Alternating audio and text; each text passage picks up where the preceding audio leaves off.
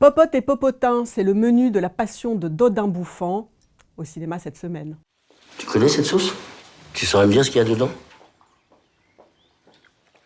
De lard fumé, des champignons. Tu vas voir la crème fraîche?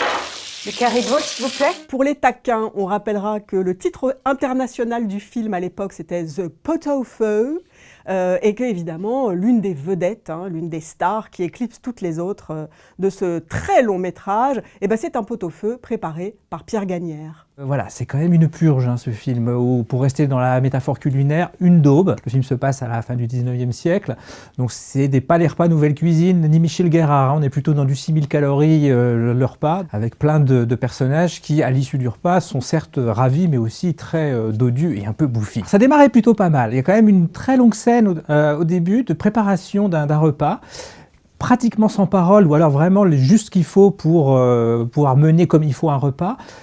Gros travail sur le son, sur voilà tout ça mijote, ça glougloute, ça coupe, ça tranche, pas de musique, donc ça c'est très bien fait, c'est un peu comme si on voyait Top Chef sur une version un petit peu longue et Top Chef version gastronome. Donc ça on se dit c'est pas mal, c'est assez intéressant, c'est presque expérimental. Le seul problème c'est que ça dure un bon quart d'heure et après malheureusement ils vont se mettre à parler. Nous sommes à l'automne de notre vie. Parlez pour vous, je me sens en plein été. Je vous le demande encore, Eugénie, marions-nous. Nous passons plus de temps ensemble que bien des époux, à étudier des recettes, à les faire. Ne sommes-nous pas bien ainsi? Je relève le pari d'émerveiller le prince avec un pot-au-feu de ma composition, avec votre aide. C'est vrai que le film, en fait, aurait sans doute gagné à être extrêmement radical, comme dans son début.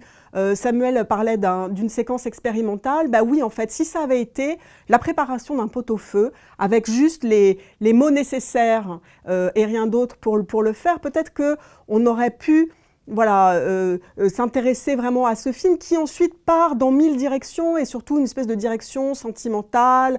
Voilà, l'idée c'est de raconter leur grande histoire d'amour. Alors lui est inspiré de Bria Savarin pour faire court.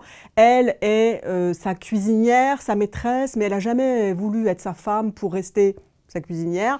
Et pour rester peut-être à sa place, il y a une espèce de modestie comme ça, charmante et de bonne aloi du personnage de Juliette Binoche qui m'a très vite tapé sur les nerfs. La cuisinière est-elle irremplaçable plus que la maîtresse? Vous le saurez en allant voir le film. Le souci c'est que la mise en scène, et c'est pour ça que le film a été primé à Cannes, pose de vraies questions. Cette imagerie très ensoleillée, chaude, publicitaire, etc. s'accompagne d'une mise en scène un peu speed. C'est-à-dire que Tran Anh Loong, il a vraiment peur qu'on s'ennuie parce que finalement la cuisine ça lui suffit pas tant que ça. Et donc il faut sans arrêt se balader, suivre les personnages, monter les escaliers avec eux, les suivre dans des couloirs, aller dans la chambre. Cette espèce de mise en scène comme ça, un peu agitée du bocal, s'accompagne vraiment de considérations extrêmement pénibles sur la vie, l'amour et l'histoire du vol au vent. C'est quand même une espèce de France ultra datée, empesée, qui véhicule comme ça une espèce d'image finalement très élitiste et très pédante de ce que serait la gastronomie. Il faut de la culture, de la mémoire pour que le goût se forme.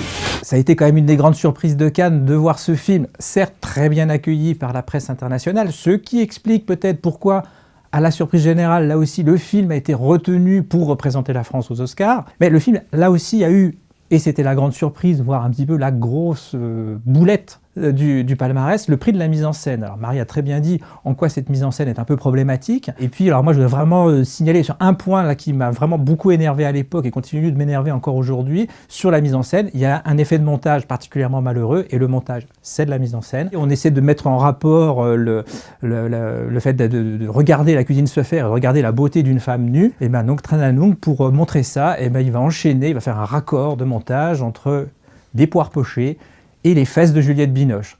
Alors là, comme terme de faute de goût, franchement, c'est le pompon. Voilà, donc encore une fois, on ne comprend pas pourquoi un jury à Cannes où des cinéastes étaient majoritaires ont donné le prix de la mise en scène à un réalisateur qui ose faire ça. Là, franchement, les bras m'en tombent. La passion de Dodin Bouffant, hélas, c'est vraiment pas bon. Le pot-au-feu, je préfère celui de ma mère. Pour moi, Dodin Bouffant, c'est hélas.